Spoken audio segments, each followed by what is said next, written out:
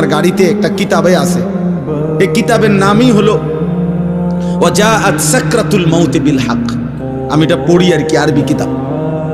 ওইখানে আছে আরব দেশের একজন বড় আলেম, মাশহুর বর্তমান সময়ের একজন বিখ্যাত ব্যক্তি ডক্টর আয়েস আল কারনি, ওনার লিখিত কিতাব। তো উনি লিখছেন সেখানে নবীজির একজন বিখ্যাত সাহাবী আমর ইবনুল আস রাদিয়াল্লাহু তাআলা, অনেক প্রসিদ্ধ সাহাবীদের একজন।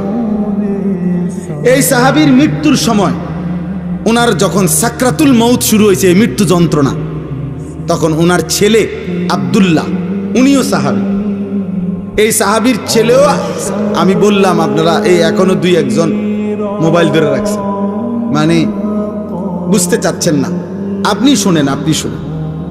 তো আব্দুল্লাহ রাসূলুল্লাহ সাল্লাল্লাহু আলাইহি সাল্লামের সাহাবী আমর ইবনুল আসের ছেলে আব্দুল্লাহ, উনিও সাহাবী, মানে বাপ ফুত দুইজনেই কি সাহাবী।